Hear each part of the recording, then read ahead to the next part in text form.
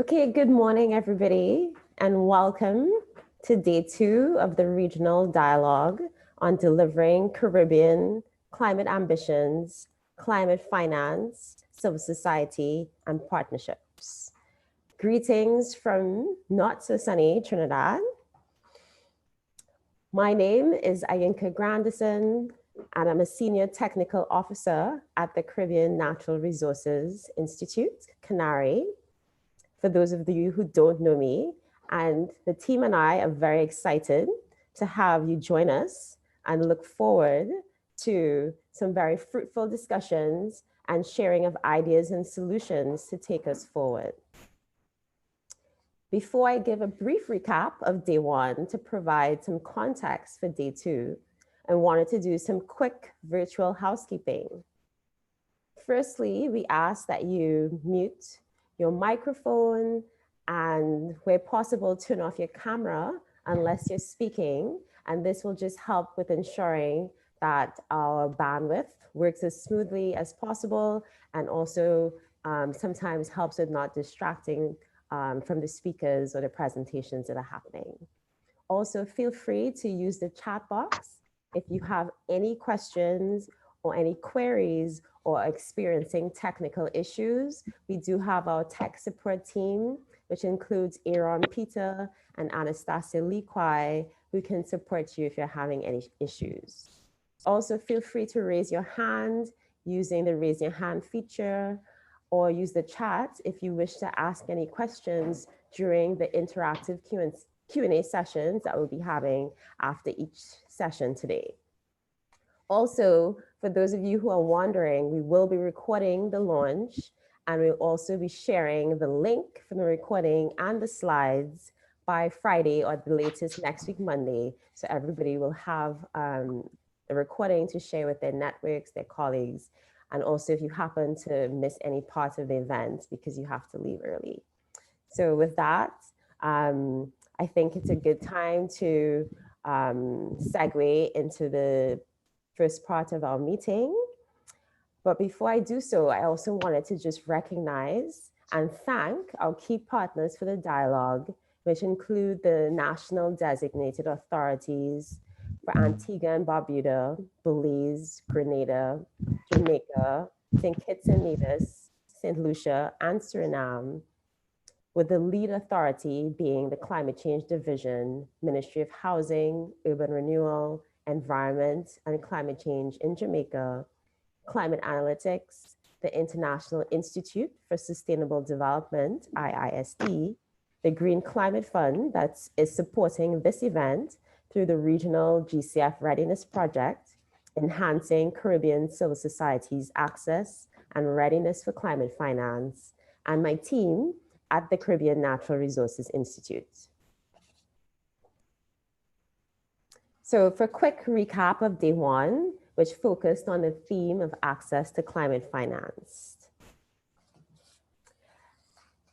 Yesterday, we were delighted to have almost, I actually think over 150 participants. We kicked off with some practical and insightful remarks from Mrs. Uname Gordon, Principal Director at Jamaica's Climate Change Division, Dr. Orville Gray, Regional Manager for the Caribbean and Brazil at the Green Climate Fund, GCF, and Ambassador Diane Blacklane, representing Antigua and Barbuda's Department of Environment and the chair of the Alliance of Small Island States, OASIS.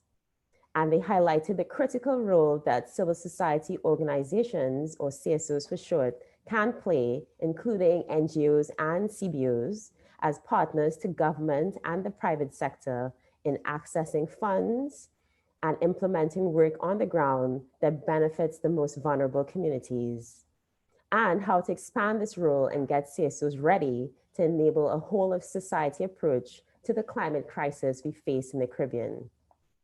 We were reflecting on and discussed past and current experiences and lessons in financing CSOs and local communities to implement climate change adaptation and mitigation and build local resilience.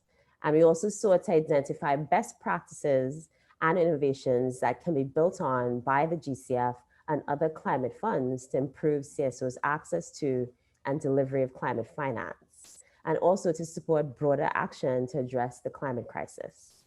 In particular, we focused on tailoring funding to suit the needs of NGOs and CBOs and recognizing the importance of small grants, which might be less than 50,000, and medium grants that might be up to 250,000 for many of the smaller CSOs that exist, and finding simplified processes for channeling resources to them, while also supporting CSOs to build their capacity to manage and implement grants and to grow from strength to strength. We ended the day with some interactive breakout sessions, including breakout 1 on getting accredited to the GCF, recognizing the importance of having more entities that can support direct access to funds in each Caribbean country, as we currently only have 5 for the whole region. Key recommendations from participants from that breakout for moving forward, including having a clear and simplified guidelines for accreditation for CSOs that are interested in this process, and also identifying opportunities for collaboration and leveraging existing networks to channel funds to CSOs, and developing national and regional databases of CSOs and their initiatives to facilitate this process.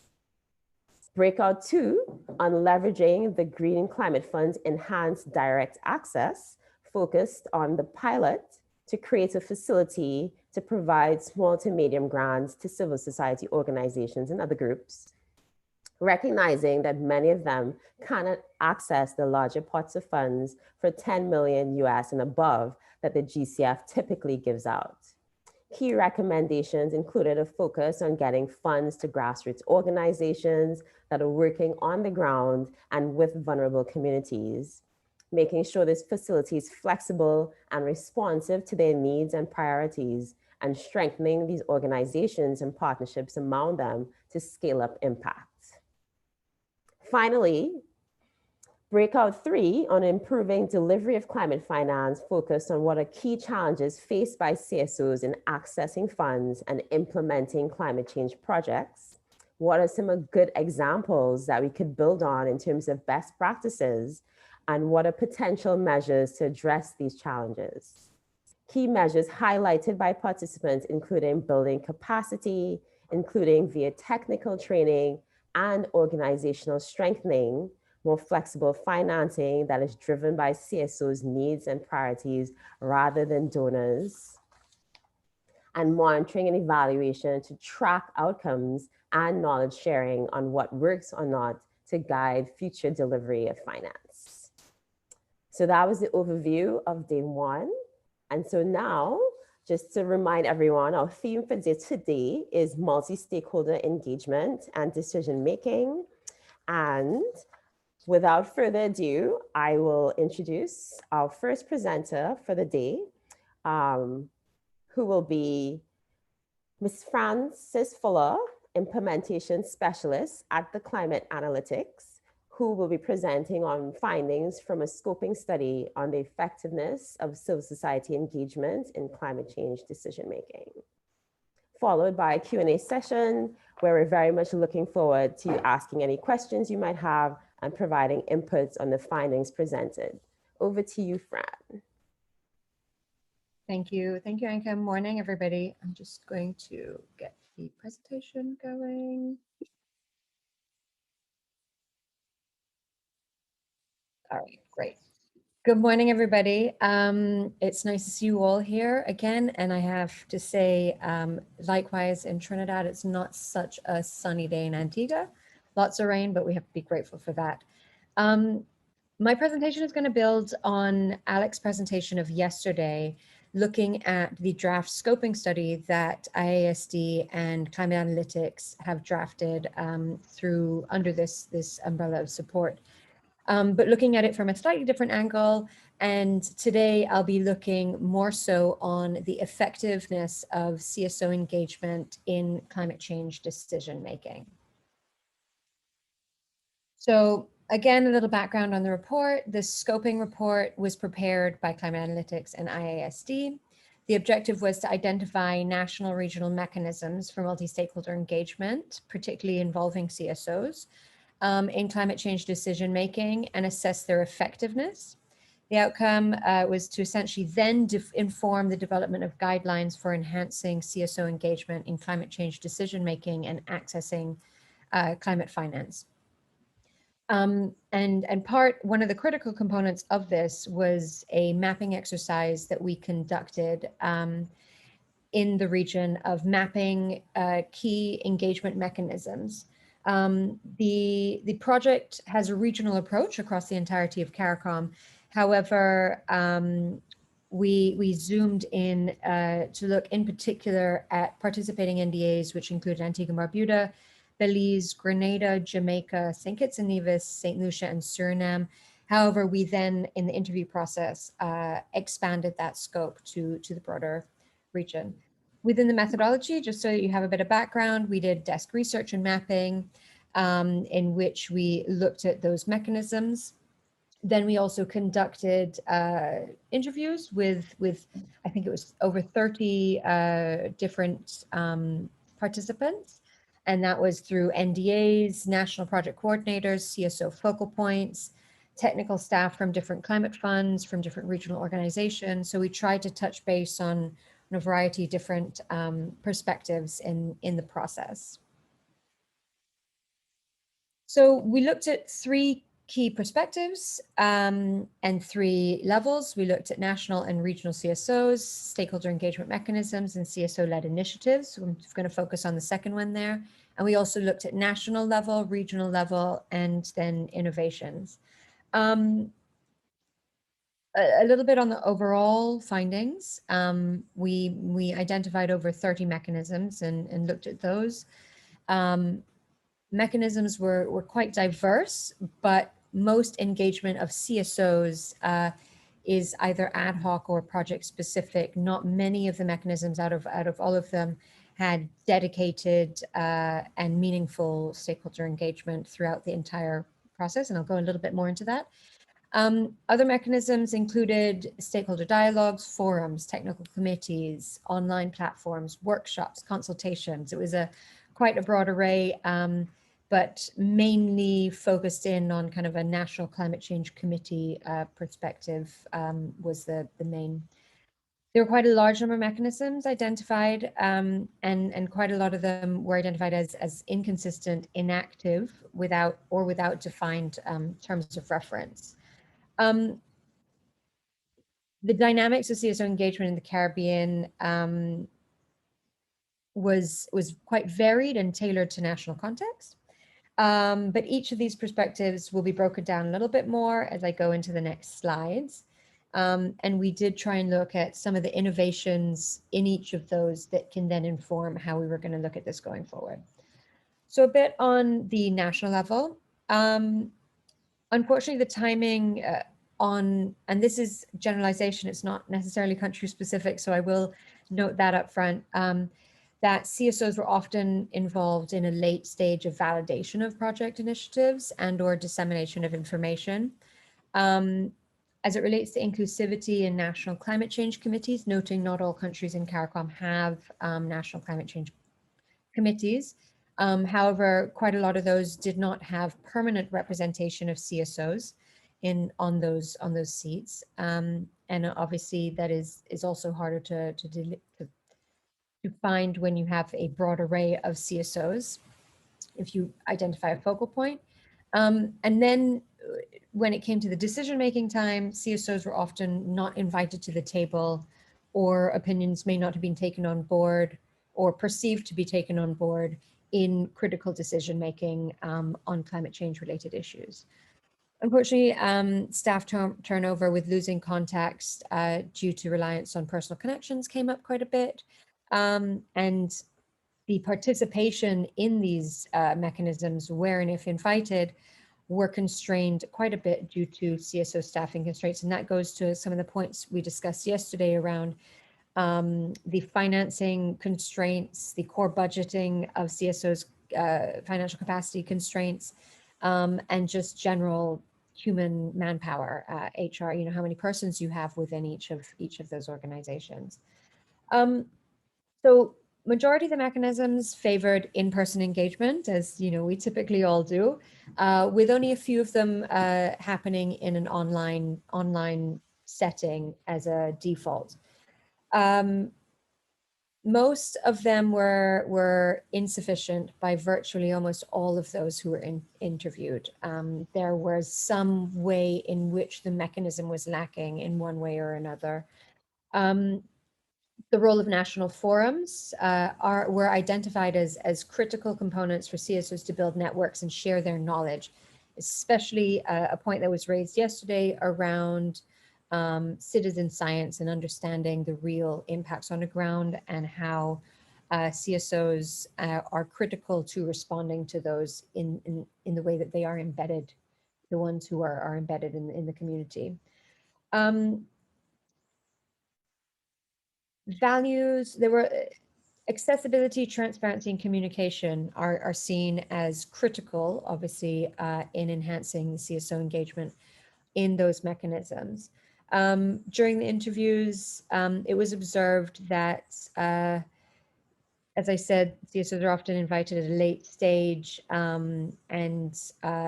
so true meaningful engagement is the exception and not necessarily the rule in a lot of circumstances. And one of the things as a possible intervention to improve this and maintain a sustainable and long-term kind of engagement across the board is a potential forum with a robust and permanent representation of CSOs and private sector, so non-state actors in that process. At a regional level, there obviously are significantly fewer in place because when we look at decision making at a regional level, that typically elevates to regional organizations. There are quite a few intergovernmental platforms that exist, but that then is at a political level, and national entities, national CSOs aren't involved in that decision making process. And it was highlighted quite a few times that NGO platforms can facilitate coalition building and lobbying decision makers to better involve regional, the participation of CSOs through either a coalition on a national level or through a coalition at a regional level. And actually, CANARI came up quite a few times on best practice in the efforts that CANARI have underway at the regional scale. And also at the regional level, mechanisms were rarely tailored specifically to climate action and addressed a broader spectrum of issues on sustainable development.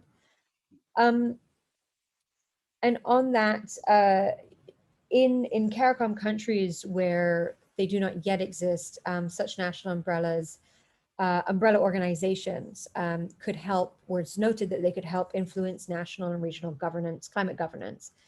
And we looked at quite a few of those emerging at the national level and at the regional as well, getting associations or umbrella organizations in place where they don't yet exist will help facilitate better engagement in that decision-making aspect. And I think that was a critical component, you know, getting your voice together and lobbying and speaking as one and finding those synergies together.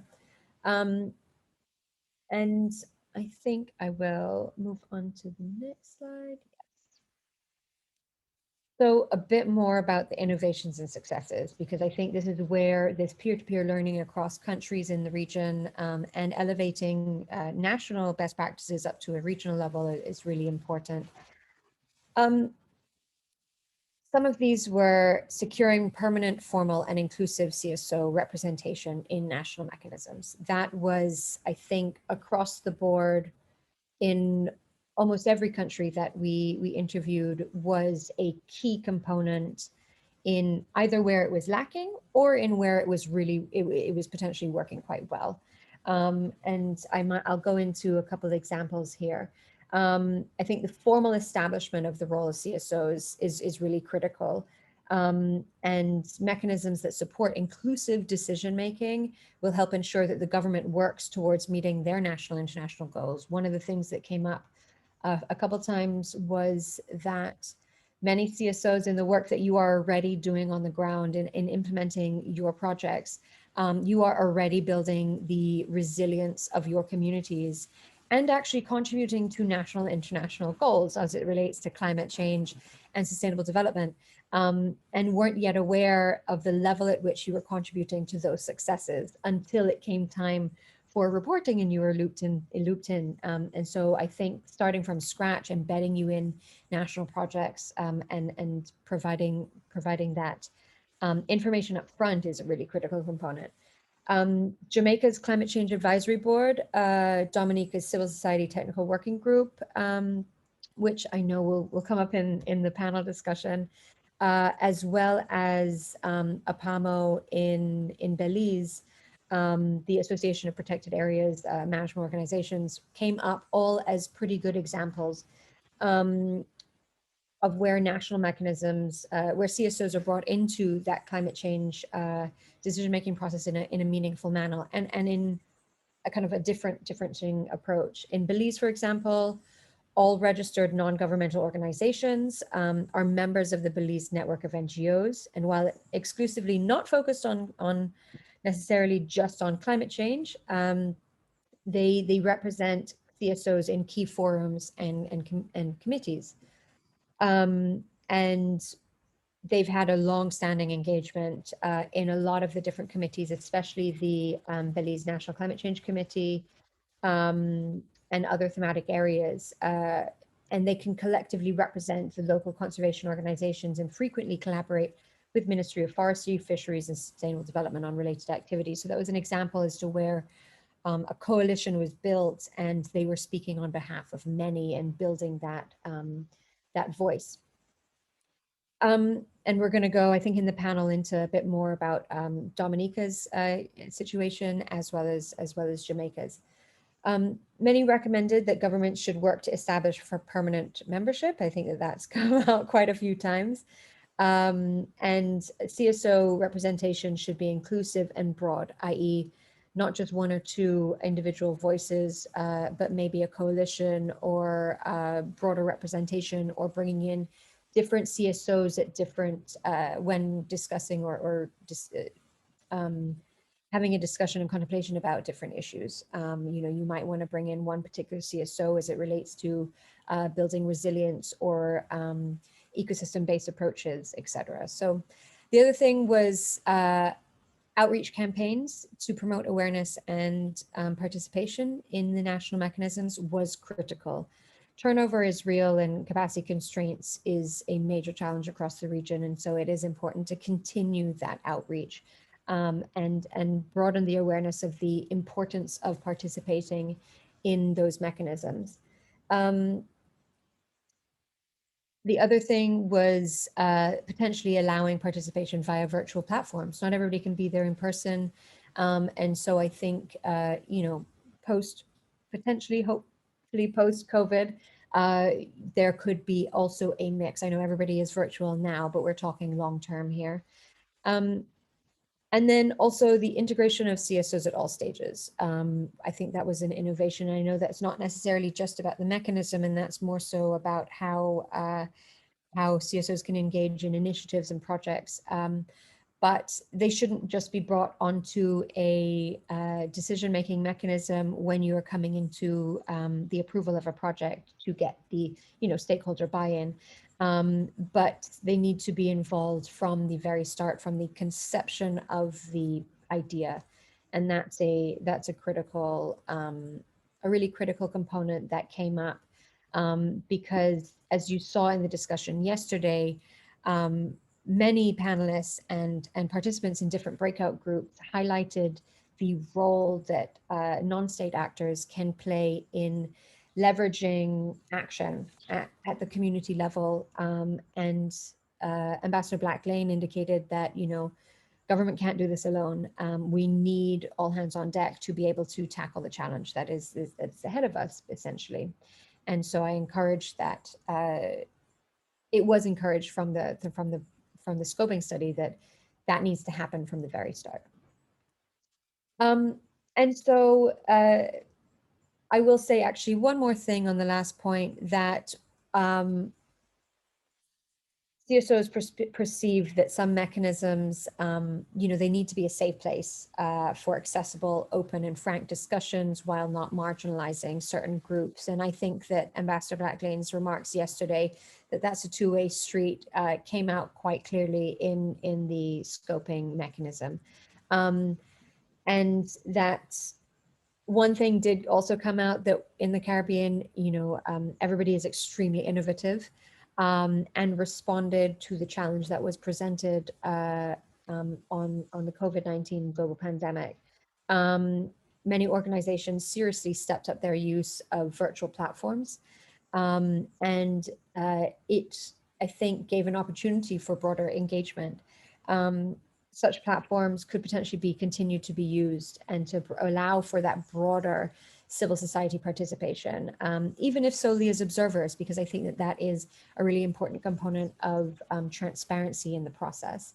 To help remove those barriers and also empower CSO engagement in understanding the issue, and then feeling comfort in trying to see where they can potentially contribute to the process. So a little bit on next steps. We will be, thank you everybody, all the NDAs, the project coordinators, the coordinators of the project at the national level for providing feedback to date. We'll be finalizing the scoping report based on all of your feedback. We've also started doing some case studies on good practice, and so we might be reaching out to individuals to validate the information that we have in there before they are obviously published. And then we'll be moving forward to providing guidance on engaging CSOs in climate finance going forward. And finally, we will also be having national workshops for the key countries that are part of the project. And so with that, I will finish. And if there's a room, Anka, for any questions, or happy to move on and respond to questions in the chat if we are stuck for time. So you're very good for time, Fran. So you have until 10:45. So we have about 10 minutes to take questions from the floor. So we definitely welcome people to post in the chat or to even put up your hand, and we can call on you if you have any questions in relation to the scoping reports and the findings that have been shared by Fran. And I will say, I hope that also you will all bring some of these into the breakout groups, because I know that a couple of the breakout groups will be addressing very similar issues. So just quickly noting for those people who are interested, we're very happy to share a copy of the draft scoping report. If you are interested, and you're very welcome to submit further comments on the report via these two email addresses, info@canari.org or resilient@iisd.ca. So I'm not sure if I'm seeing any hands up. I think we have Denise. Yes, Denise. Hello, good morning. Good morning. I wanted to ask if you looked at risk assessment for CBOs in the way of the politics between governments and NGOs, as well as looking at the possibilities of having outsider peer reviews when there are biases on the ground. For instance, at least I'm from Grenada, and we've had issues where we fought heavily for protected areas, but they're being sold out at the same time. The contradictions between the commitment and the involvement of the NGO, which becomes very problematic for the NGOs that don't have any sort of financial support on a regular basis, and usually are the heartfelt, sincere persons trying to deliver on the ground. I was wondering if you looked into any of these things in your report. So in the report was based on a desk study and interviews with a variety of CSOs, national focal points, NDAs, et cetera, and regional organizations. And it was more so looking at accessing climate finance and the involvement of CSOs in decision making. And in that, I would say, yes, it did come up from quite a few, and it was the challenge of I would say, the challenge of being in CSOs, well, non-state actors being involved in discussions and in coordination mechanisms, but then the decision being taken at the government level in which non-state actors were either not involved or not necessarily, their opinions in the discussion had not been taken on board going forward. And that did come up. From our perspective, I'm not necessarily going to comment too much on where and how that came up. I would suggest, if you're interested, reaching out on the scoping study. But I do think that, based at least from the scoping study, there was interest in putting more weight on non-state actors in the decision-making process. And while this project really focuses on more on access to climate finance, obviously there is an interlinkage there. But yes, there's a recommendation as to how to more meaningfully engage CSOs, and where there is a disparity in the ability for them to participate in the actual decision-making process, noting that is obviously the prerogative of the government, individual governments there. I hope that. I understand where you're at, but at the same time, I would like to just throw out the suggestion that one of the things is that we look at the protection of CBOs and NGOs from our outside partners, because when we deliver information to you on things, we get persecuted on the ground and by the government. So we want to just make that, I mean, and this is not solely in my country, this is a lot of different places at the same time where we're marginalized. So I would really hope that there's some sort of outside mechanism that we can report to that would sort of have our back, since we are collaborative partners with the fund itself. So that we could talk directly to them and not always through a conduit that represents us if they want to, and if they think it's thorough, but that we can have some kind of thing that we can speak to.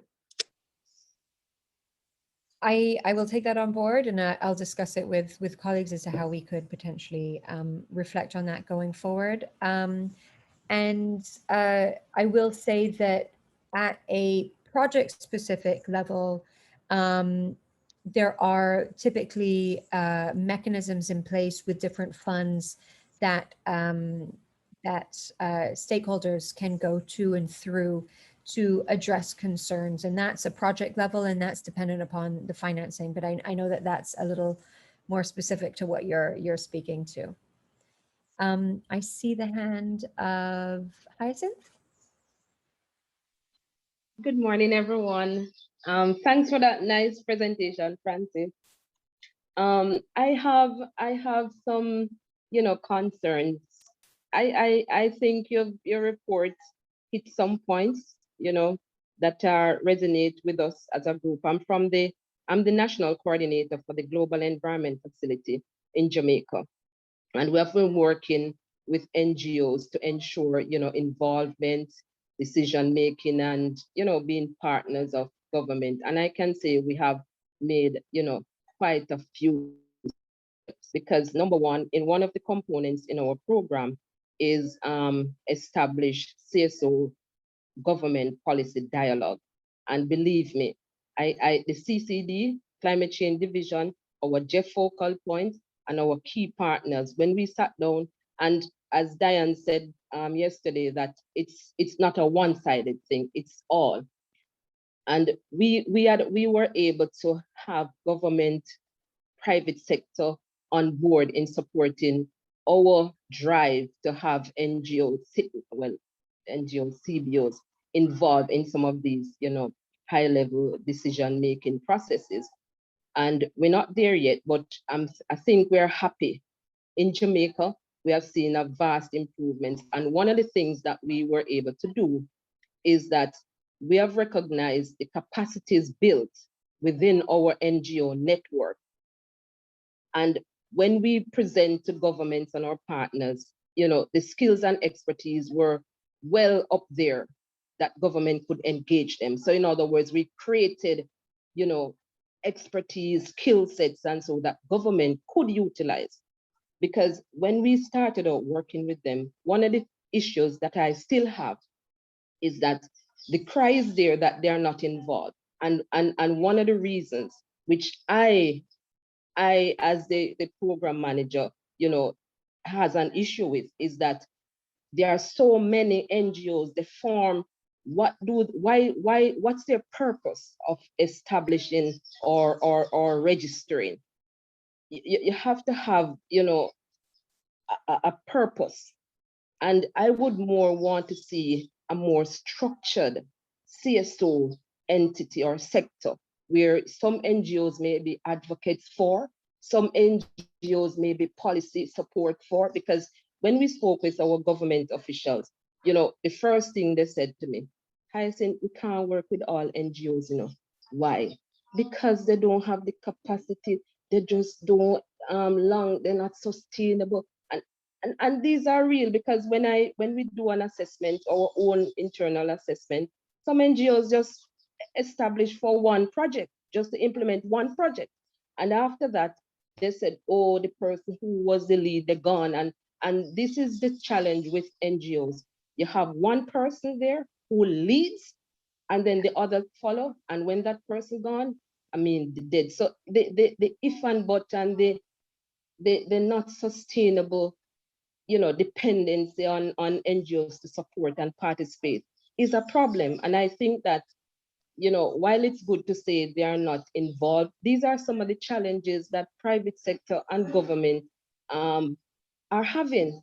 Because, so we need to address the root cause of why CSOs are not engaged. Because in Jamaica, I can tell you, if any government entity or private sector is doing a consultation or workshop, Hyacinth, here, send me the list.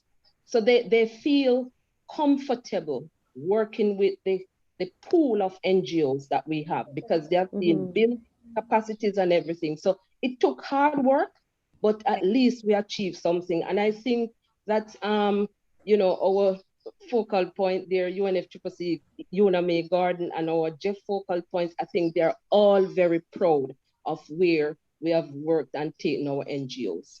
I will say that that came up, and in Jamaica specifically, that was brought up as a good point, as a best practice. And I think that it is a work in progress, and you continuously have to build, and it is a two-way street. However, I do take the point that Denise made. I have one question from Lucen. I hope I'm pronouncing your name right. If we found that there was a collective consciousness and an active effort to identify and fill in the representation gaps. I think, yes, I think that across the board, maybe not in all of the countries, but I do think that, for a lot of smaller non-state actors and CSOs specifically, community-based organizations, climate finance is somewhat something a bit new. And figuring out that is a learning curve. But I do think that especially for climate finance, as NDAs start to collectively build their own capacity to be able to engage others, and I know that that's not just the only, there is somewhat of a collective effort to try and fill those gaps. It is something that we do see a lot of turnover in. CSOs have a lot of challenges as it relates to personnel, time, how projects are structured, how donors structure their financing in terms of what you can and can't use funding for. So there are a lot of challenges to try and overcome. But I do think that with sustained effort, at least through some form of established mechanism, or an umbrella of groups. I know that in Antigua and Barbuda, the Environmental Awareness Group recently had I say recently, I think it was in the beginning of March, had a a meeting of all CSOs together to figure out how they can potentially form a coalition together to speak with one voice moving forward. And I hope that progresses, and that's something that is seemingly seen as a best practice across the region. So I hope that helps. And Anka, are we needing to move on? I know that there are a couple of comments in the chat, but I think that on timing wise, we might. Yeah, so I think you can take one more question if you want, and then we can move on to the panel. Okay, I see Sandra Ferguson. I know that you wanted to make a comment. If you could keep it quite short, that would be great, because we don't want to shorten the breakout discussions or the panel discussion later. Okay, good morning. Thank you. This has been a matter that has been bothering me since yesterday. And my colleague, you alluded to it in your presentation. And my colleague who asked the first question also raised some concerns. Ambassador Black, in her statements, talked about NGOs who were perceived as political activists and being traditional NGOs, and, you know, form some from new NGOs, or, you know, engage some other non-traditional. So I didn't comment yesterday because I really had to ruminate on that. But I do have concerns, because and certainly let me congratulate Ambassador for the significant work she has been doing in terms of the region, the OECS accessing climate finance. But you know, the message I took away from that yesterday is that, you know, you also fall in other words, we are not accommodating your differences. You see, and that is part of the problem, because we raise significant concerns, commitments versus action on the ground, etc. And immediately one is seen in an adversarial position. And then I get even more concerned. And the other thing, you know, seems that it is the prerogative of those who occupy power to say and cuss who they want, if I may take some of the, based on the comments made. And, you know, that is a concern, because we talk about governance, we talk about participation. And the comment about, you know, well, this project we're dealing with access to finance, it's just not only about that. So I really want to hope that this is not the message coming out of this. At our recent launch, one of the speakers challenged CSOs to be on the table. And I certainly hope that one of the outcomes of this project is that we are going to be have more capacity and be better able to sit and at the decision making table and be more informed. There was the other issue, if you may permit me, on Jamaica and CSOs and the purpose of CSOs. And I heard from one of my colleagues who lived in Jamaica that Jamaica was doing quite well. Yeah, I mean, well, it was more so a comment than a question, and I actually take note that each country in the region is quite different and faces their own challenges, but we also face quite similar challenges, and I encourage those to. I mean, and we're also taking note of some of the points that are being made in the chat around how to potentially make recommendations going forward. This is not a country-specific report, I would say, moving forward. It's more at the regional level. And so we aren't assessing kind of national, the kind of details in the national level to the extent that might have been raised in the chat. However, we are reflecting on quite a few of those challenges that have come up. I think that I think probably the team will go back and reflect on the comments that have been made and see where we could tie in some of those. But ultimately, we are Climate Analytics and IASD are the consultants in this process, providing recommendations based on interviews and desk studies. And so essentially the next step is upon the regional organizations and national entities to then take this going forward. And I strongly encourage everybody to continue engaging in that process as you move forward to that stage. And with that, Anka, I think I'll probably close, and I can happy to continue to respond. Yeah, so thanks for that, Fran.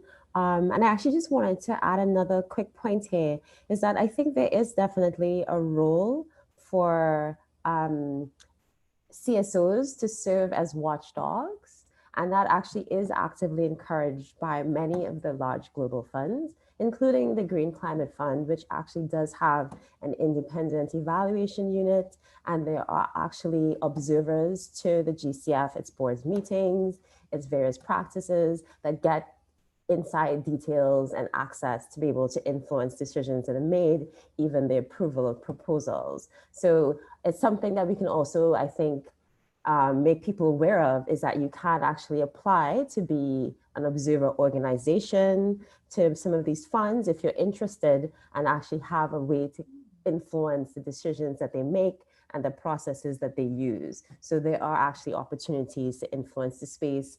And I certainly don't think that people should feel like there isn't room for the role of being a watchdog and monitoring and holding governments to their commitments. I think that is an important role that we can play as civil society. And so hopefully we can have more of that discussion as we move forward today. Okay, so thank you for that. So I think up next we have our panel, which will be moderated by Alec Crawford, and it will be focusing on enabling pro and inclusive climate change decisions and investments nationally and regionally. And he will be introducing our panelists, and we're very much looking forward to very lively and insightful discussion. And before I hand over to Alec, I just want to thank Fran for her presentation, which sparked quite a bit of discussion. And so I'm hoping that we can take that forward with this panel. All right, over to you, Alec. Thanks very much, Anka. And yeah, I think that this discussion will easily carry forward both through the discussion with the panel and also in the breakout groups. Thanks very much for joining us for the panel discussion. I'm sure it's going to be quite lively. My name is Alec Crawford, and I have the honor of moderating today's panel. Our panel this morning will explore and discuss mechanisms for multi-stakeholder engagement, particularly of civil society organizations, or CSOs, in pro-poor and inclusive climate change decision-making and climate financing processes. And we want to look both at the national and the regional level if possible. This includes processes to develop and implement actions in relation to each country's nationally determined contribution, or NDC, as well as their National Adaptation Plan process, or their NAP process, and other climate-related policies and plans, as well as to define climate investment priorities for the Green Climate Fund and other climate funds. In particular, and in line with this regional dialogue, we're going to focus on the role that CSOs can play and how mechanisms can be best designed and strengthened to facilitate their participation in climate action. We have a great panel lined up today. To the speakers, who I will introduce in a moment, we're a little tight for time, so I'm going to hold up a 1-minute warning when you need to wrap up your intervention, so that we have plenty of time for audience Q&A and discussion amongst yourselves. I know that the audience is keen to get your thoughts on a lot of these issues. So our esteemed panel, With us today, we have 4 excellent speakers from across the region. We have, familiar to many of you, Ms. Una Mae Gordon, Principal Director of the Climate Change Division, Jamaica. We have Mr. Leroy Martinez, economist with the Ministry of Finance, Economic Development and Investment of Belize. We also have Mr. Dylan Williams, Chair of the Dominica Civil Society, NGO and Private Sector Technical Working Group. And finally, last but not least, Ms. Janelle Tomlinson of the Caribbean Youth Environment Network, based in Jamaica. We are going to start with you, Ms. Gordon, if that's okay. We have lots of questions for you, and I think many of us look to you for answers and guidance every day. So today will be no different.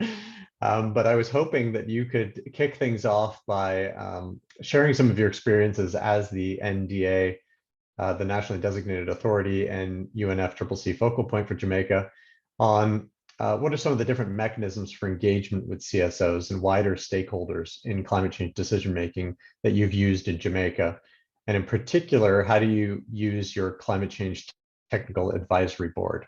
Maybe we can start there. And again, you've got about 5 minutes. Okay, so thank you very much, Alex, and thanks to all on the forum this morning. Welcome again. Let me start by just contextualizing that as the NDA and as the UNFCCC focal point, you find yourself in almost a privileged position, and I'm sure a lot of my colleagues don't find themselves in that position, because for most of the times you are at the heart of the information cycle. You have first-hand knowledge of and view of any discussion that is taking place in the space. And therefore the bridge between the knowledge and translating the knowledge on the ground it becomes easier at the national level. So as I said, the translation of that mandate and what obtains to make it work is what is beneficial to us. On the other hand, we strongly believe that stakeholders' engagement is important, and therefore the segmenting of the stakeholder pool so that we can reach them in their own, and I think Fran said something about in their own safe space. I think that was the word that they use, becomes important. So segmenting the stakeholders in the first instance so that you can craft an engagement strategy within the wider national strategy becomes important. And who are the stakeholders for us? We have the public sector, the private sector, which involves industry, you have the youth, you have the CSOs, and therefore this purpose-driven, as I want to call it, engagement strategy becomes important. The public sector and the varying public sector that drives climate action. So the climate change division, as the heart of climate action in Jamaica, must look to the other public sector, the energy sector, the forestry sector, and loop in all of that. We need the youth for innovation and this energy and this knowledge, the CSO for implementation, on-the-ground implementation, which I spoke to on the ground, and also to bring this local knowledge. We need the academia and the research, and we also need the public sector, the private sector, I should say, that aids this transformation. So if you look at it in that broad picture, what do we have on the ground here in Jamaica? Our engagement is grounded in our Vision 2030, our long-term national development plan, which is called the Vision 2030. And within the Vision 2030, the ascribing of the climate change policy framework, which is in our purview. It is in the climate change policy, the governance mechanism is also written into the climate change policy. What kind of mechanism should we establish to govern climate action and to respond to climate action? And so the Climate Change Advisory Board is established as a policy prescription for us in Jamaica. And who should constitute that Climate Change Advisory Board is also ascribed in policy. And in that, you have the civil society, you have the youth, you have the public sector, the private sector, what agencies should, and as we build that out, who is there? And as we have new and emerging issues, do we need? The board itself also has the capacity and as terms of reference for the board itself. And therefore the board meets. The board is a cabinet appointed board. All members of the board, including the civil society representative, is appointed by the Prime Minister, by the Cabinet of Jamaica. You have a seat at the table and you must contribute. And we go further. Once the board is ascribed, then the board has the capacity to co-opt any member that they require. And so we have at this current board that we have now, which meets once every quarter to discuss the business of climate action and to give support to the work of the Climate Change Division. The board informs the minister and advise the minister, not the Climate Change Division, but the minister. So you can see how the governance mechanism is structured. And they also have the capacity to advise on the national adaptation and mitigation strategies and plan. So within that board, we also have subcommittees that if we have a project going, we have a subcommittee of the board that can say this does not fit within the national context, or we need this, or we need that.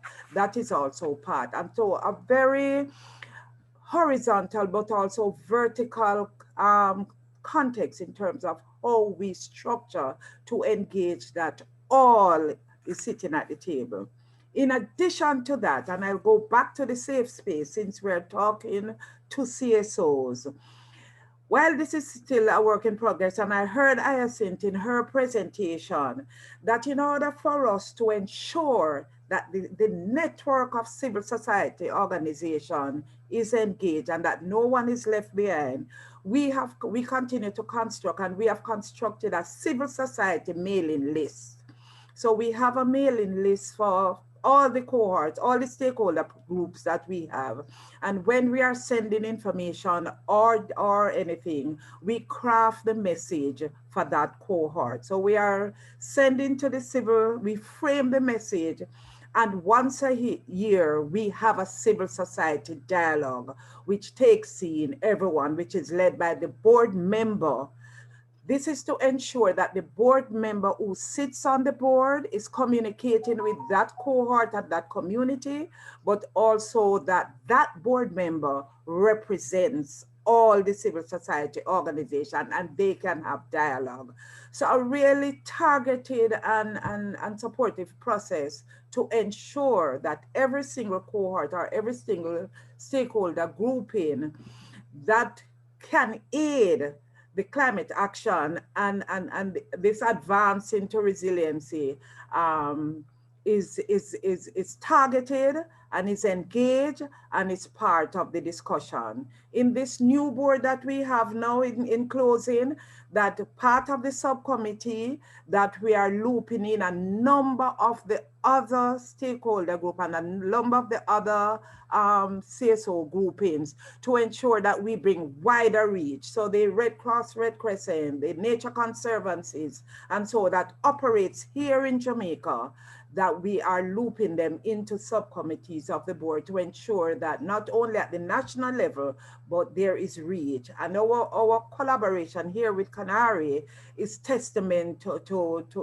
that kind of how we do national and regional level action to ensure that we get a best fit here for the CSOs in Jamaica. Hope I've answered your question. I'll stop there, Alex. You certainly did, and then some. No, I mean, I think that through the research and through all the interviews that we did, the models that are coming out of Jamaica are particularly useful to look to, I think, from a number of other countries, whether it's the permanent nature of engagement with CSOs at the government level through the board, the communication channels that you brought up, and the fact that there's kind of constant communication with the CSO sector within the country. It's not simply on an ad hoc basis or based on personal connections. I think that there's a lot that can be learned from the Jamaican experienced by many of the other people on this call. We'll probably come back to you, I'm sure, May, but in the meantime, we're going to head a little bit west to our friend Leroy Martinez in Belize. Leroy, I was wondering if you could shed some light on the experiences in your country and any of the lessons that you've learned when it comes to developing and updating your GCF country program in particular, and how you've engaged civil society in that process. Maybe we can start there. Yes, thanks, Alex. Good morning, all. Thanks to Jamaica ND and to CANARI for the invitation as well. Okay, so in the year 2018, the Belize National Designated Authority, also known as the NDA, started developing its 5-year strategic framework, which includes a country program for engagement with the GCF.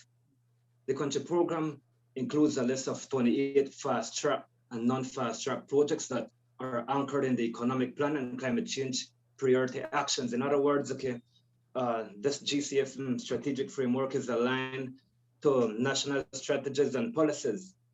In June 2019, the country program was finalized and later updated in November 2020. During the updating of the country program, the National Designated Authority managed to directly engage with stakeholders instead of only organization. This has allowed us to have like a comprehensive country program with high quality proposal ideas and proposals.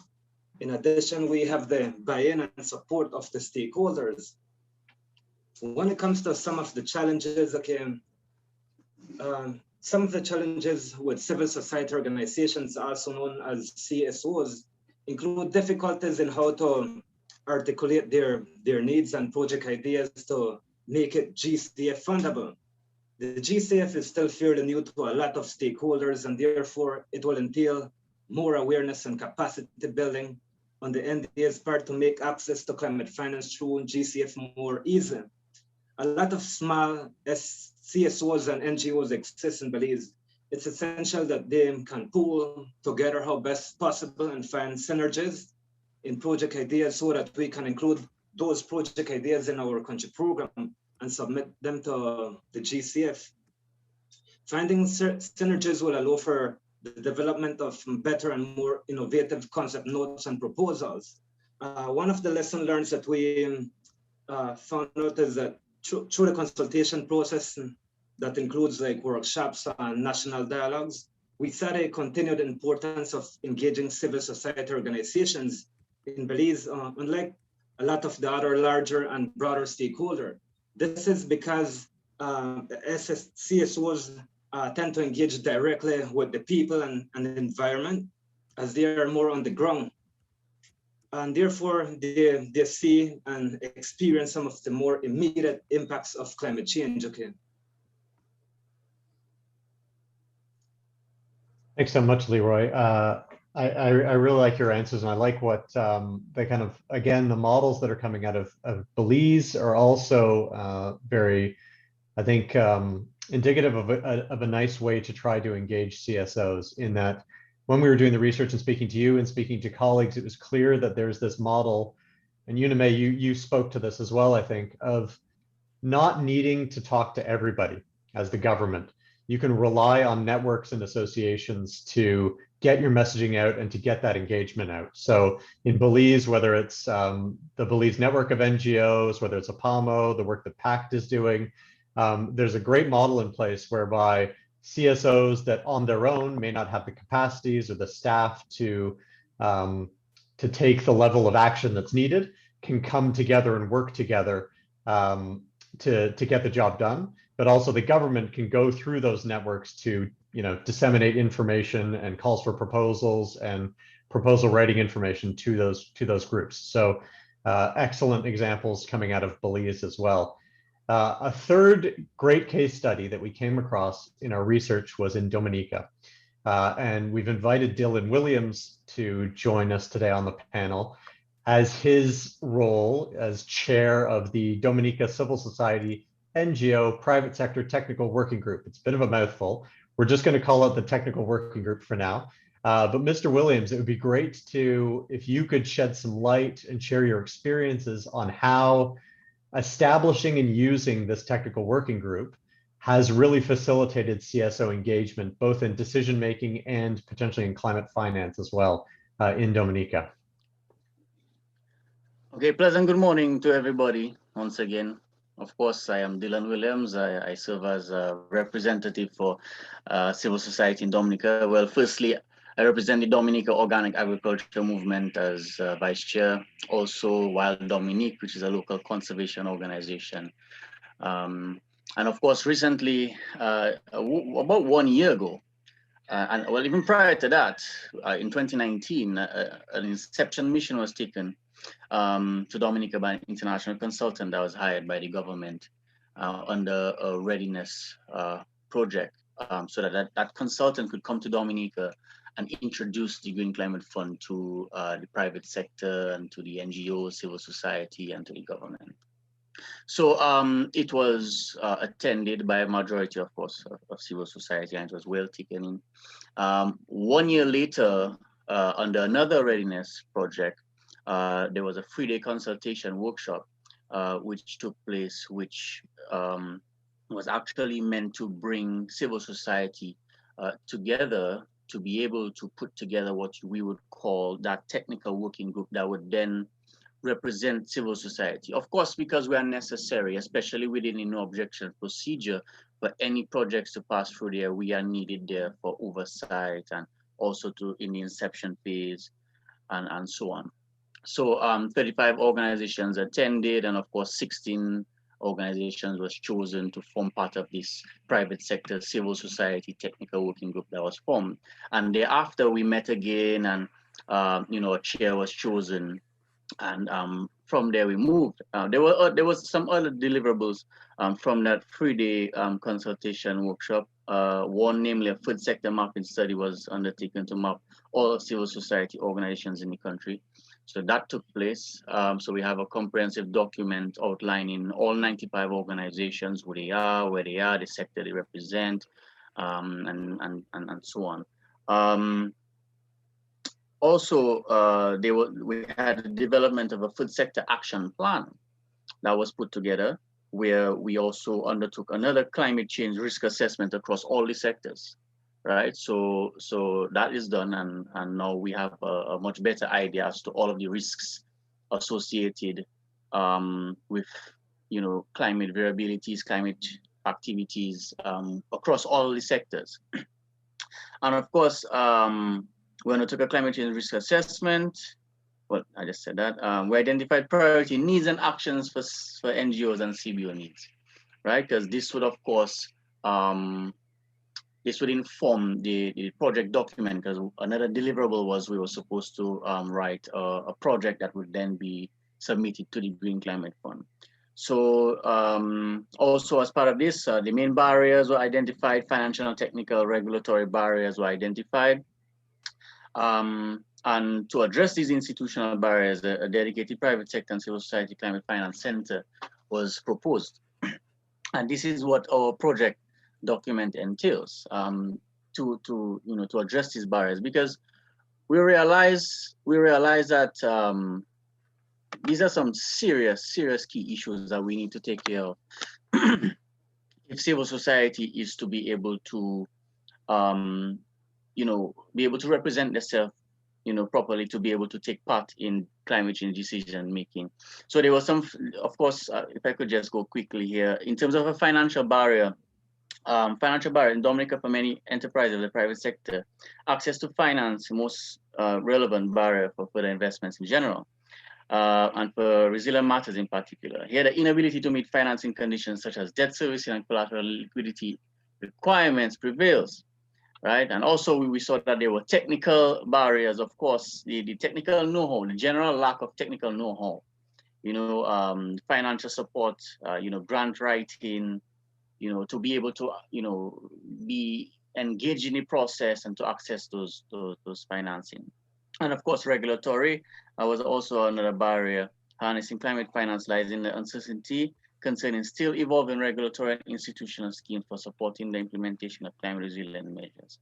Barriers comprise of uncertainty on the evolving regulatory institutional framework. So all of that was put together.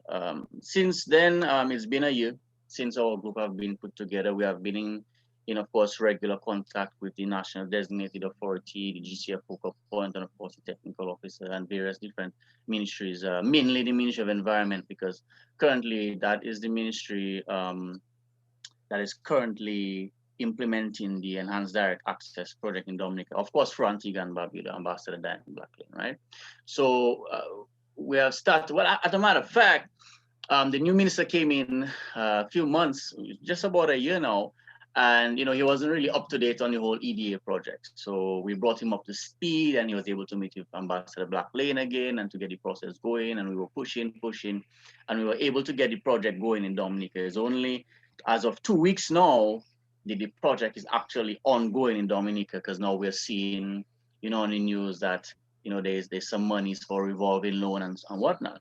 Now, the thing is, we have started the process, but of course we know we're supposed to sit on the PMC for that EDA. And of course, we're still waiting for that invitation. Even though prior to that, we were engaged in the process and we were the ones who helped catalyze and get the project going again in Dominica. So we're still waiting to hear from, well, I know a directive comes through the Ministry of Finance, of course, through the Ministry of Economic Planning and Development, where the NDA sits, of course, through the environment. So that is what we were still waiting on. So we are engaged in the process.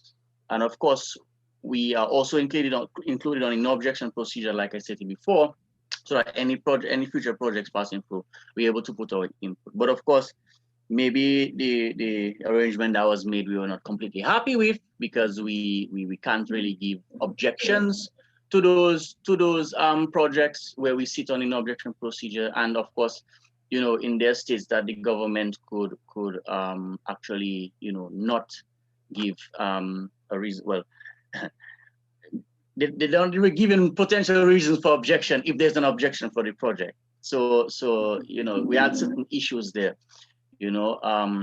so that is basically the context as to what have happened over the past 2 years and where we're going. But of course, we heading forward full blast, because of course, I represent 95 organizations, and we're meeting constantly, and we know where we're going, we know what we need, especially after going through this consultation workshop. So we just need some additional support. We need some more support for readiness. Of course, we need to move forward. So. Thanks so much, Dylan. Yeah, no, I can hear you. The idea or the initiative to do a baseline assessment of the CSO sector, I think, is a great one that many countries could also follow. Is just to understand who's doing what, who's working on it, where are they working. If you can get an idea of what their size is and their staffing and their capacities, that's always the first step before you have to, as you say, tackle the very big challenge of capacity building among these civil society organizations. You have to know who's doing what first. Ms. Tomlinson has not yet been able to join us, so that gives us a bit more time for Q&A. I will open the floor up to the participants. You can either raise your hand or you can type a question into the chat function.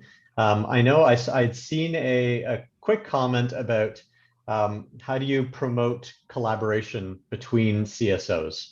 How do you bring CSOs together to work on projects and proposals? Maybe we can start there. Any insights from the panel? Unime, you're furiously nodding, so I think that you probably have some ideas. We'll start with you, and please do give us your questions. I think, Alex, and thanks.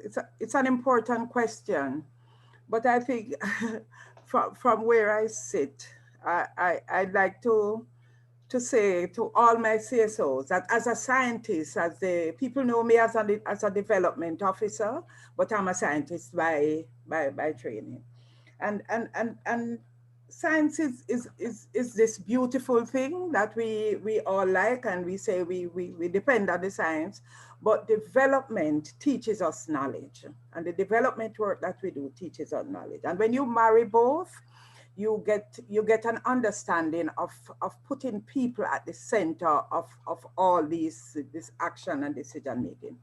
So one of the things that we have to realize as development agencies and as government is that it's not one size fit all. So if you have youth engagement is completely different from CSO engagement, even though you may have a youth-led CSO. And therefore, I think one of the things that we need frameworks, because if there's no framework to operate and to build out this, then you will not make a lot of success.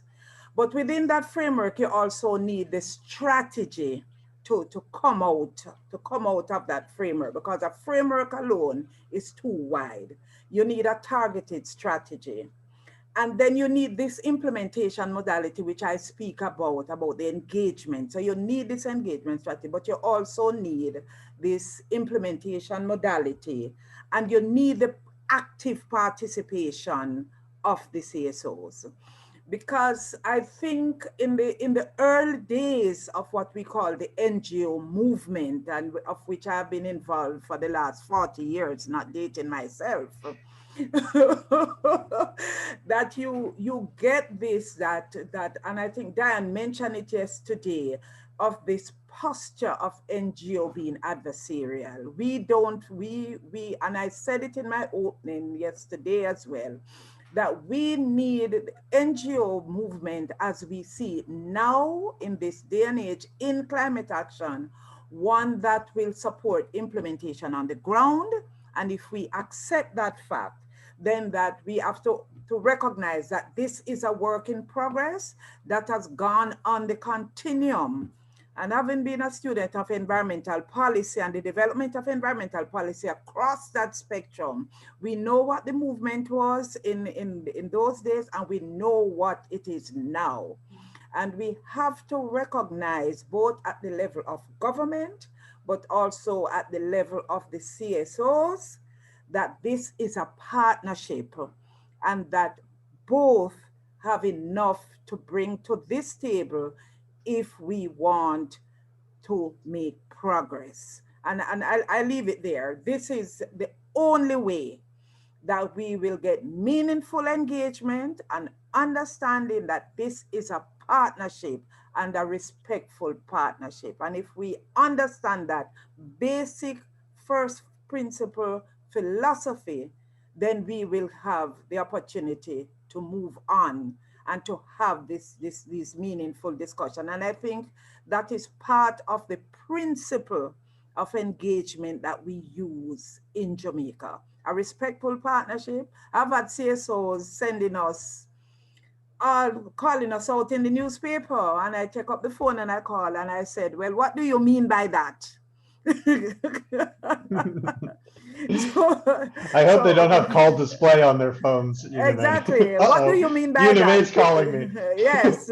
What do you mean by that? And they ran, and I said, "What? I still don't understand. What do you mean by that? So let's talk." And at the end of the day, this meaningful engagement is what is the ultimate goal. So we have to know what is it that we require. We require progress in climate action. We require CSOs to have better engagement with the authorities.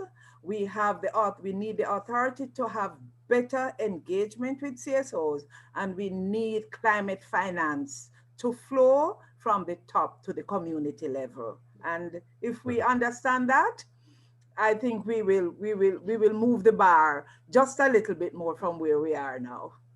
Yeah, no, I think that's, yeah, stressing the idea of partnership is crucial. I'm struck by what you were saying, Dylan, about there being 95 CSOs within the technical working group.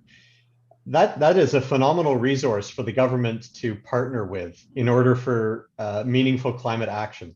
If you can mobilize 95 different organizations of varying size and quality, but if you can mobilize that, the sum is going to be much greater than the parts.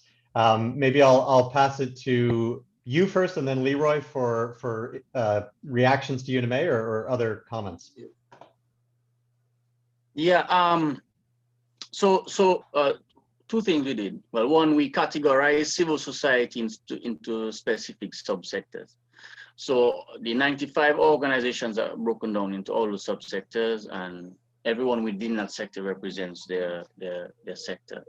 And of course, all of them are represented on the technical working group. And then of course, we have that 16-member technical working group, which deals with the day-to-day activities of engaging the NDA, the Green Climate Fund and whatnot. And of course, I oversee all those activities. Of course, we meet regularly, and this is to ensure that civil society is up to date on what is happening in the country. Secondly, currently we in the process of launching a training website. That was actually a deliverable of the 3-day consultation workshop that happened almost a year ago. But it's still in the phase of construction. And this website will you'll be able to, any organization will be able to go on there, and there'll be 3 different training modules, and basically it will be teaching the civil society or the private sector person about who GCF is, you know, about GCF and Dominica, you know, our country program brief, our NDC, our INDC, what it is, what it entails, the projects that has been chosen to be undertaken on behalf of civil society. Also the engagement with GCF and the NDA and civil society. So, you know, they can go in there, by the time they pass through the whole website, they'll be, you know, an expert, you know, as it relates to, and then they could just jump on board. I mean, it's something, we want to set it up in a way where all of what we're doing is transparent. Everything is going to be passing through that website. All the activities, all the meetings that we're having will be uploaded there, so that anybody in civil society can just go there and take the information from there and move with it. If let's say one day I'm not there, one day, you know, you have some other organizations taking over, everything will be there. And that's to ensure that we make it easy for civil society, because there's so much information.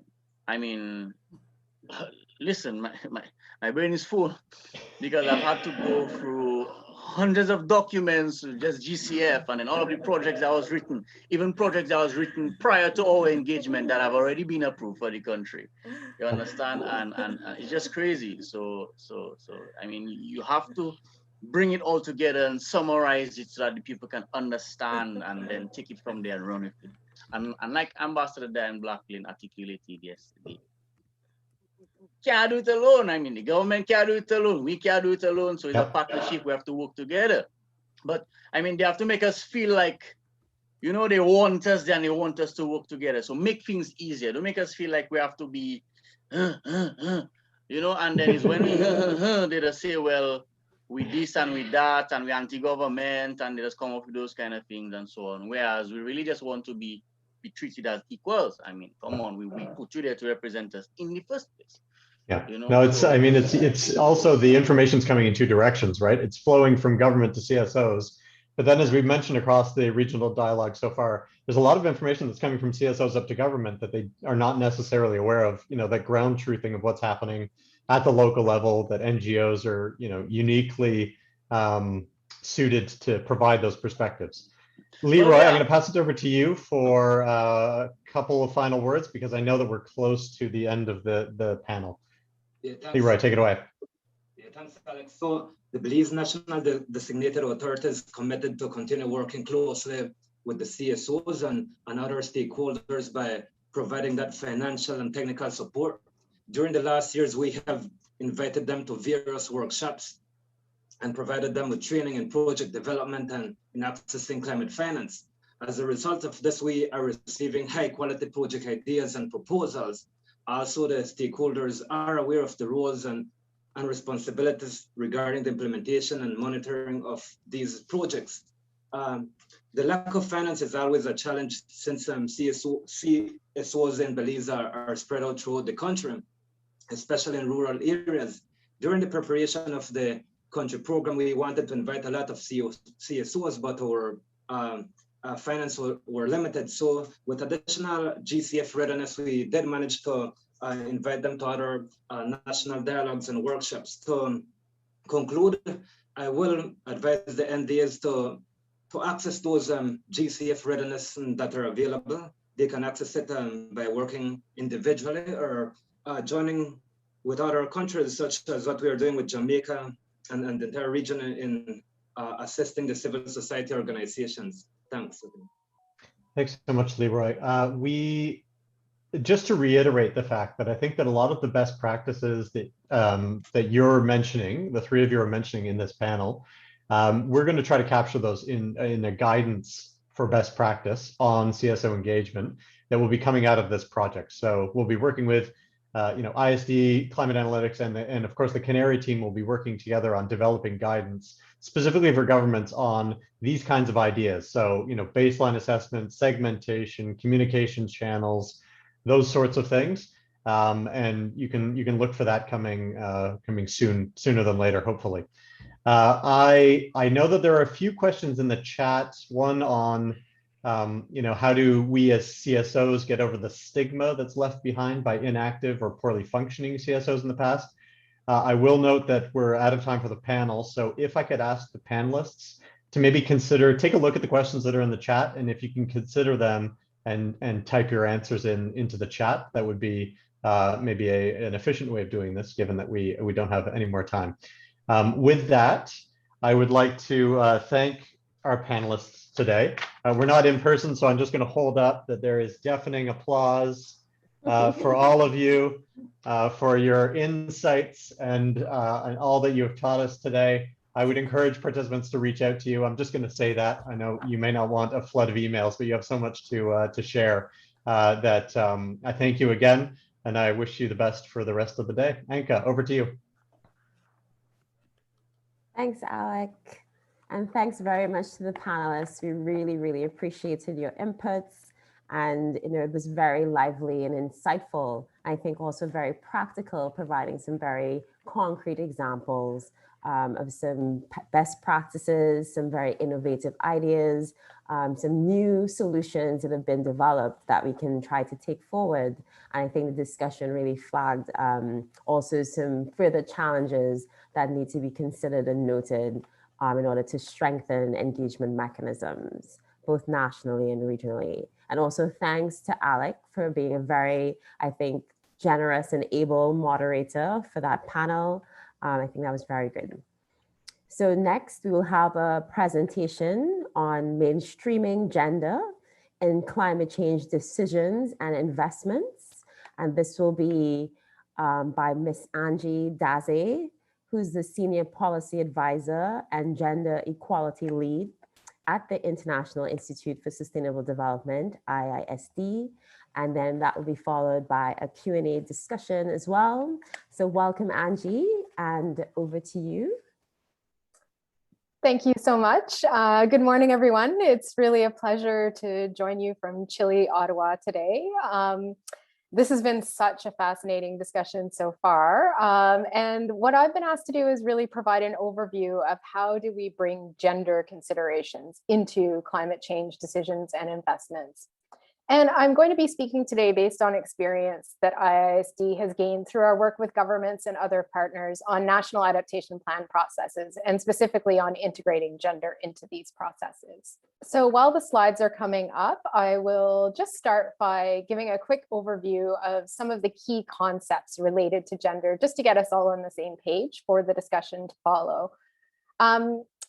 So gender equality is the ultimate goal we're seeking, where rights, responsibilities, and opportunities don't depend on a person's gender.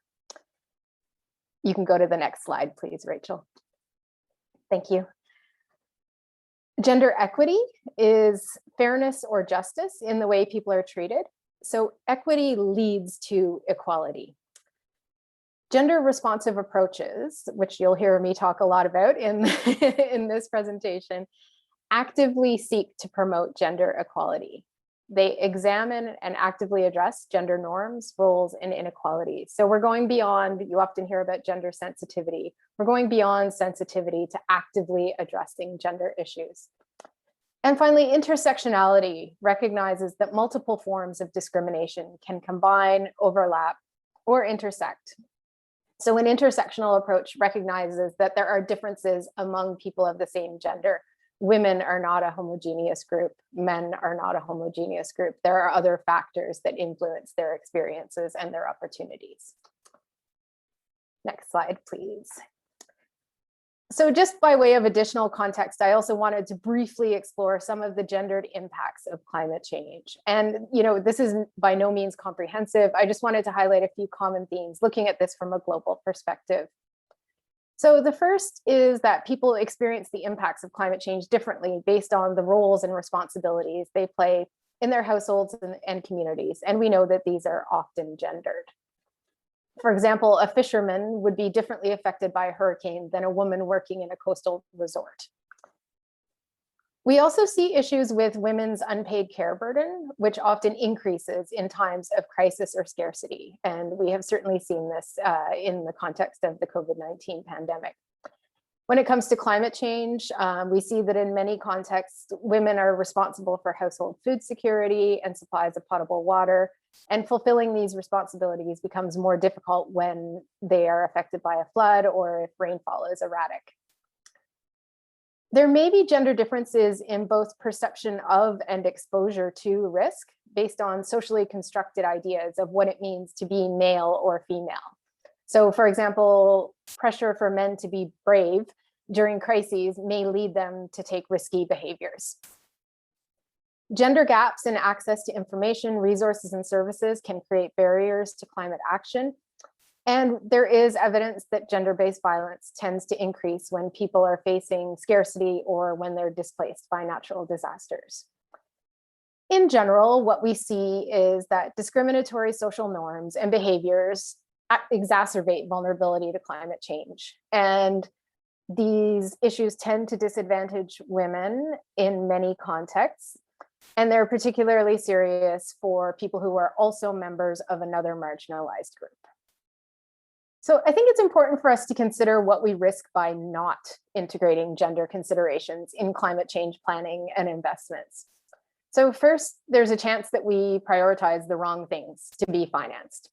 For example, we might focus on adaptation in sectors that contribute to the GDP rather than sectors that contribute to household food security and might benefit a broader proportion of the population. Second, we know from decades of experience with development that investments are less effective if they don't take gender inequality into account. Third, there's a risk that the most vulnerable people will be left behind, meaning they just don't benefit from investments in climate action. And finally, we miss opportunities that may exist to address gender inequalities through climate action investments, or at worst, we may inadvertently exacerbate existing inequalities. So how can we define climate finance that's gender responsive? Through our work, we have come to understand that it's finance that addresses gender differences, actively promotes equality for women, men, and non-binary people, and generates equitable benefits for people of all genders and social groups. And it's important to note that when I talk about a gender responsive approach to finance, I am referring to an approach that's intersectional. So in addition to gender, we're looking at other factors such as age, disability, ethnicity, and sexual orientation that may also influence opportunities and capacities in relation to climate action. To achieve gender responsive climate finance, we need to ensure that decisions consider three key things. First, that they recognize gender differences in needs and capacities for climate action. Second, that they ensure gender equitable participation and influence in planning and decision-making processes. And third, that they promote gender equitable access to finance and other benefits resulting from investments in climate action. And it's very clear that civil society has an essential role to play in achieving a gender responsive approach. CSOs work directly with communities and vulnerable people, so they often have a really good understanding of context-specific gender and social dynamics, and this can inform investment decisions. Women's groups and other types of advocacy organizations represent voices that are often underrepresented in decision-making processes and can facilitate meaningful participation by these groups. And of course, as we heard on the panel, CSOs are essential partners in delivering finance that yields equitable benefits, particularly at the local level. So through our work with countries and some analysis that we've done, we've identified a few key challenges to achieving gender responsive climate finance. One is that it's very difficult to apply a gender lens to finance related decision making if it hasn't been applied in the planning phase.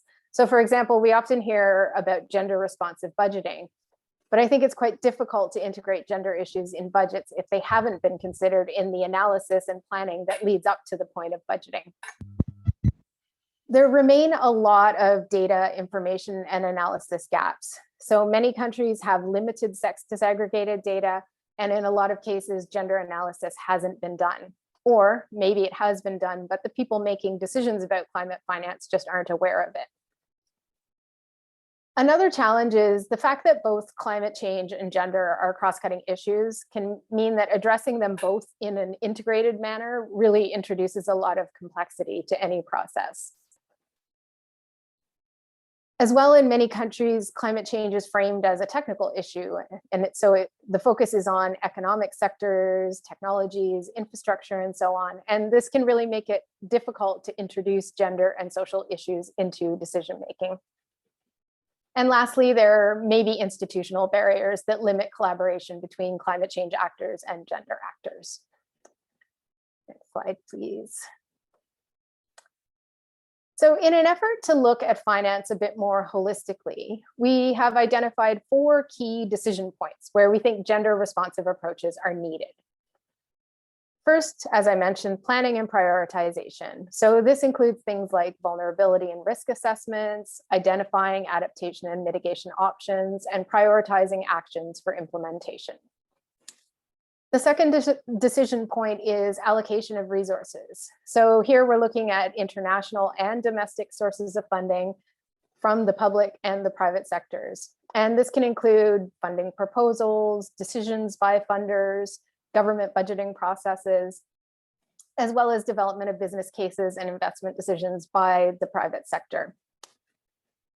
The third decision point is implementation strategies and approaches. So basically how finance and other resources are used once they're allocated.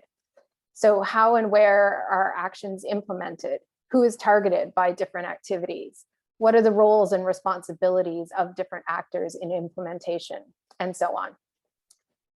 And lastly, tracking, monitoring and evaluation, and reporting. And this is about considering how finance is tracked once it's allocated to see how it's spent, who manages it, and so on. How activities and results are monitored, including progress indicators, monitoring processes, et cetera. And then how are the outcomes from climate finance investments evaluated? So what does success look like? At each of these decision points, there are opportunities to take a gender responsive approach. And in order to do so, we need to look at both process and content. So process is really about the how. So who is involved in decision making? Who has power in these processes? Who controls finance when it's allocated? That sort of thing. And then content is about the what. So how are climate change issues framed? What information is used to inform decision making? How are progress and effectiveness defined? And so on. So to finish, I'm just going to go through one example of what a gender responsive approach would look like at one of these key decision points. And I've chosen planning and prioritization, which is the foundation, obviously, for all of the rest. So when we're looking at the process side of planning and prioritization, we want to see a process that is participatory, that ensures gender equitable participation, including representation of particularly vulnerable groups.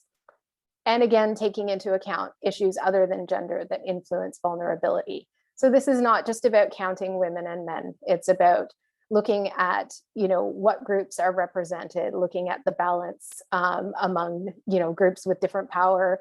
We talked about this segmentation. So making sure that there is a balance sort of in all the different directions so that the decision is made by a group that is truly representative. We also want to ensure that gender experts are involved in the process so that they can provide technical inputs and ensure the gender lens is applied at every step.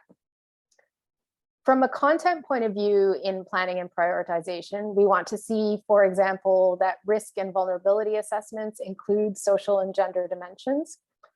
Planning needs to be informed by sex disaggregated data and gender analysis. It's not enough to have the data. You also have to look at the data and analyze it and interpret it in order to understand what the data is telling you about, gender dynamics, relative benefits, and so on.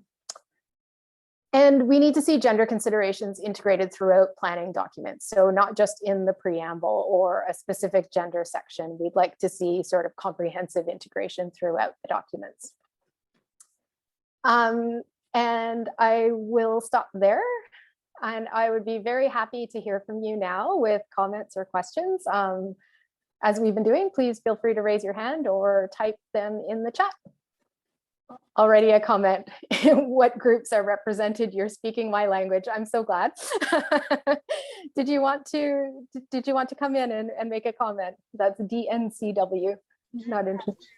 You have to take, and it's always really disturbing to me that those who engage in the conduct, those who engage in the role, are those who are senior. They are people who have risen to the top.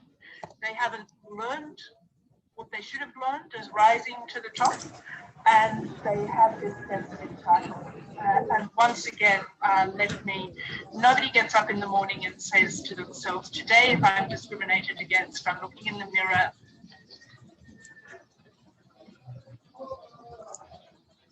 Thanks for that. Can you hear me? Can you hear me at all? I was having a bit of trouble hearing you. But what I heard was that we need to ensure that the representation is inclusive, not just of sort of leads of organizations and so on, but also of all different types of actors. Did I understand that correctly? Yes, I think you do. And after your presentation, all I want to do is to just give you the tick and do not comment afterwards. That's all I wanted to do. Okay. Because I don't think anyone would have been clearer than you are this morning. Oh, thank you. That's so kind of you. Thank you. So I see a question about training. How do we get more training on including gender in decision making? CSOs often have to do this themselves because they're guided by a different set of requirements. I think this is an ongoing issue. I think that there are efforts to build capacity of CSOs to access climate finance, and I believe it's really, really important to integrate this gender lens into any sort of capacity building that is done, not just because it's important and the right thing to do, but also because we know that funds like the GCF, GEF Adaptation Fund do have these requirements for integrating gender. And I think they're getting stronger and stronger on these issues. And so part of building capacity to access climate finance must include building capacity to be able to meet those requirements and really take this gender responsive approach. In terms of specific opportunities, it would be great to hear from folks working in the region around opportunities that might be available for CSOs to access training on gender. I know that we have done some work with some of the government entities as an initial step, but I don't know, Anka or those who were involved in this study, have you come across any examples of training? I am not sure if there are any clear examples of training, so maybe that's a question that either Alec or Fran can respond to in terms of whether they came across any good examples. I see someone has shared a link in the chat to one opportunity that's available. And there's a suggestion that UNICEF does this training for specific projects. And I think that's one issue, and this was sort of coming out in the panel earlier, is that often these things are done in the context of a particular project. And I think what we're hearing is that this kind of capacity building needs to be more systematic. It's not just about one project. It's about sort of organizational capacities and capacities to access finance, to sustain organizations. So I think that's really important. We have a question about both gender lens and conflict analysis being applied at the key decision points. And interestingly enough, this is an issue that we've been looking at with the NAP Global Network, is, you know, when we're looking at the adaptation planning process, we have been working on helping countries to apply a gender lens to that. But now we're also looking at how do we apply a conflict lens to that. And I think, as I mentioned, the complexity issue becomes really challenging because we're looking at, you know, all of these, the complex issues of climate change and then gender equality and then conflict.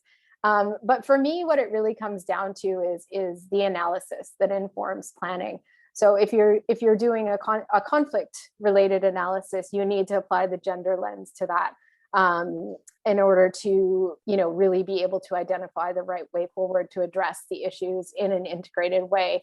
And, you know, gender analysis can be applied to basically any sector, any issue, but, you know, it's about building that into the analysis right from the beginning.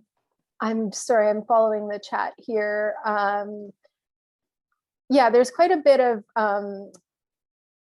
people are chiming in to say that there are trainings offered through different projects and online trainings. But again, this sort of systematic training around sort of these related to accessing climate finance, I think that's probably a gap.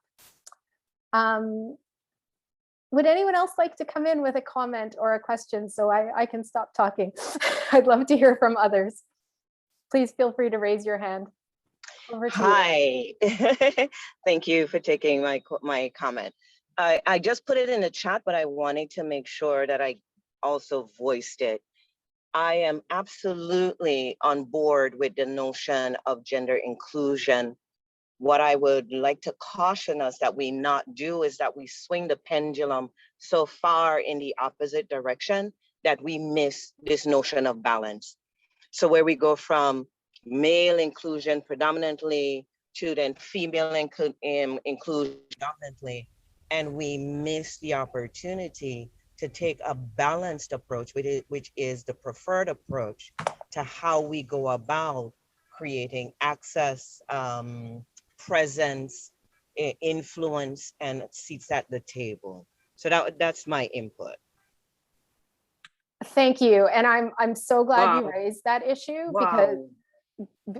because I think it's just incredibly important that, you know, there's often this perception that gender is about women, whereas I completely agree with you. It's about finding balance, and I think that's where it's so important to make decisions based on context-specific analysis to understand what's going on, who faces barriers, why do they face such barriers, and, you know, make decisions from that informed place. The issues aren't always what we assume they are, and we need to overcome some of these unhelpful assumptions. I see a hand from Denise. Thank you so much. I'm hoping that what we can do is, because what we found is that there's always a separation of various issues, and make sure that everything is integrated and more in a geographical manner so that communities can stay cohesive and together in a collaborative way. I can't tell you how many times we've seen division because one group comes to address this and another group comes to address that. But I think we should all be able to have that equity lens inside of there for gender. And I want to also talk about the other genders, that to train NGOs to understand other gender perspectives as well. Because as you know, in the Caribbean, that's somewhat of a iffy topic in some cases. But I think it will get past if we start with education of all NGOs and make sure that there's that inclusion for everybody inside of the project, but making whole systems versus separate things. So if we're going to do, say, fishermen, make sure to address their wives, to, you know, the various gender paradigms, the opportunities for everybody in the community, how that sinks into the entire community versus pulling out these single siloed developments that really end up dividing the geographical community. I agree 100%. Thank you for that input. We have one last hand from Geraldine, and then I think we will stop there because we're going to head into our breakout groups, but I just wanted to give Geraldine a chance to give some brief last words. Okay, let me just say how much I agree with the point that Marjorie made in relation to ensuring that we do not swing the pendulum. And most importantly, the need to ensure that, that the issue of gender and gender responsiveness be a very important dialogue and a very important process of taking people through. I had the opportunity to present at a workshop for LGBT persons, and the issue of feminine leadership came up, and it shows how powerful this concept of feminine leadership is, so that we understand that what we're seeking to do is to create a better society and not one where we have changed the power base. That and most importantly, bringing that among young persons, because we are training young women to be much more assertive, to be a lot more focused, but we really do not want to lose some very, very important traits that we possess, that of persuasiveness, empathy, humility within itself, resilience. These are things that women have. And we do not want to create an uneven society. We're really moving towards a balanced society. And so that particular issue, I'm happy that we took the time for you to do that excellent presentation. And I hope it is a beginning of a very, very important dialogue at all events, so that we move forward on the issue of gender equality and ensuring that our young people can actually move forward, you know, to create a better society. Thank you so much. I think that's a perfect note to end on, that what this is really about is creating a better society. It's not about who wins and who loses, and the importance of bringing youth in on these issues. I 100% agree. So thanks very much to all. I really enjoyed the conversation, and I guess I'm handing it back to Anka to talk about the breakout groups. Thank you so much, Angie, for that very lively discussion and that really, I think, insightful presentation that I think struck a chord, certainly with the participants. I think it's an important discussion for us to keep going. And we'll have, I think, we'll give everybody about 5 minutes and then we'll get started.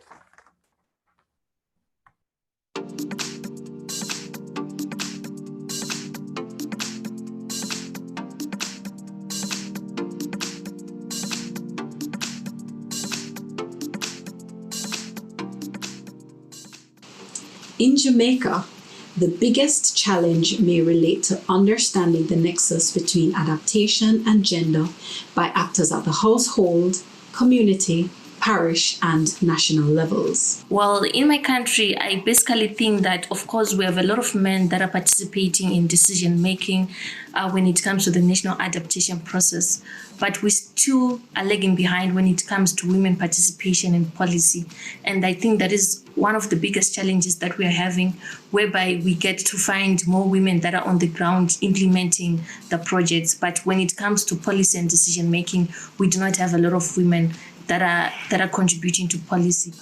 Dans mon pays, je crois que le plus grand défi à relever pour la planification de l'adaptation sensible au genre est l'accès équitable à l'information pour les hommes et les femmes et la participation également équitable des hommes et des femmes au processus de planification de l'adaptation au changement climatique. So in Ghana, I think there are quite a number of challenges when it comes to NAP and gender issues. And I'll focus on budgets as one of the key challenges that the country faces. There has been quite a number of instances where other things have been talked about in plans and in policies, but they never see implementation because there haven't been allocated budgets for these issues. And so budget allocation is one of the key things that is confronting the gender responsive now process in the country.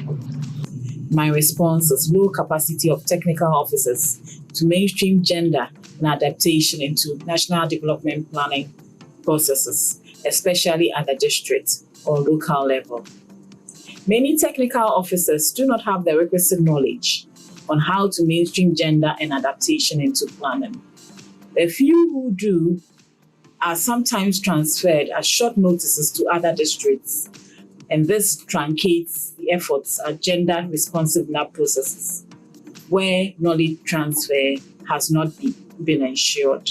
The challenge of engaging in top-down management of adaptation planning processes also means that the kind of data and information to inform our understanding of gender-responsive adaptation options is limited. This in turn leads to spotty incorporation of gender dimensions in adaptation planning.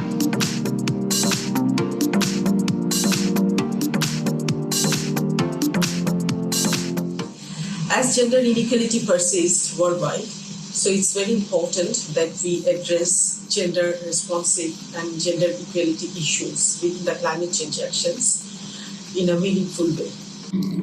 In this case, I'll still focus on the budget issue. So once this has been identified as a challenge, it's important to address this as one of the key needs to make a change. So if we really want to make a change as a country, then we have to make dedicated allocations for gender responsive adaptation planning in the country. The most important change needed is having a robust data and monitoring and evaluation system that will allow us to capture the gender dynamics that influence how we identify and implement adaptation options. This will be the NAP that we are in the early stages of developing. So it's very imperative that we create agencies for the women to reclaim their rights and to enjoy all the benefits from the government.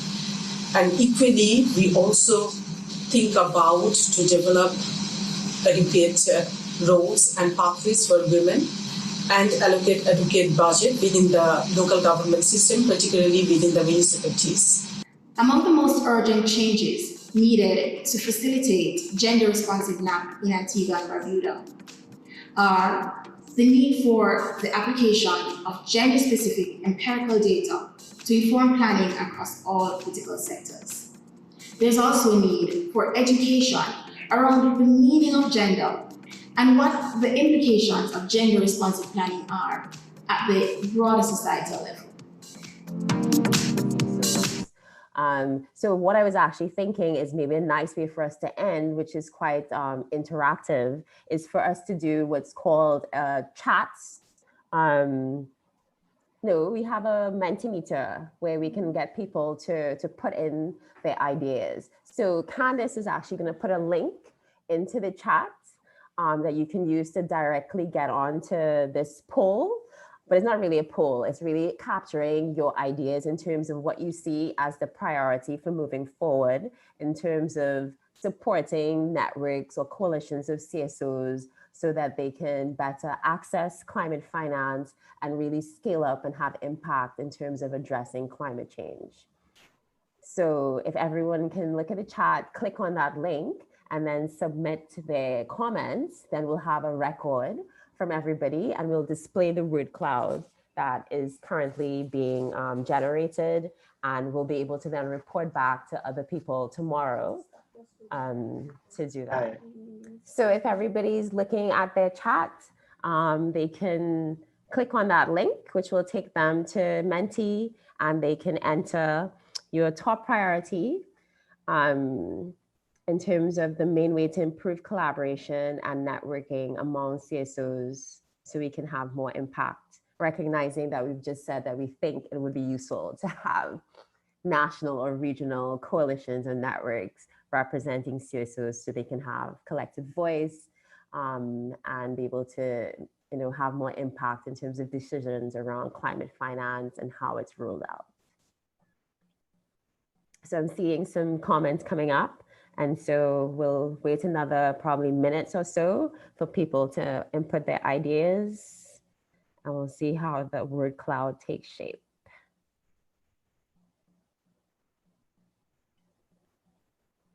And so while we're doing that, I'll just sort of say my final comments in terms of, firstly, thanking you all for very, I think, insightful, very practical discussion about what are some of the key needs and challenges. Thanking Jose from APAMO again for providing that sort of initial Ignite talk to get the conversation going about how networks can be used and why they're valuable. And so thanking you all for your different comments and the inputs that you've made to the breakout. And just reminding everybody that tomorrow is our last day, day 3. And this will be focusing on leveraging partnerships and realizing our ambitions. And we'll be very much trying to pull everything together and really try to look at what are some of the priorities for action for moving forward. So that it's not just a lot of talk in this dialogue, but actually coming up with some very practical actions that we can take and move forward out of this process. So yeah, so we're getting lots of input. So this is great. I'm still seeing communications as an important thing. And so I think that's definitely true. Umbrella organizations, definitely would agree with that. Regular engagements, capacity building. So this is really good. And I hope people really enjoyed the session and are looking forward to tomorrow.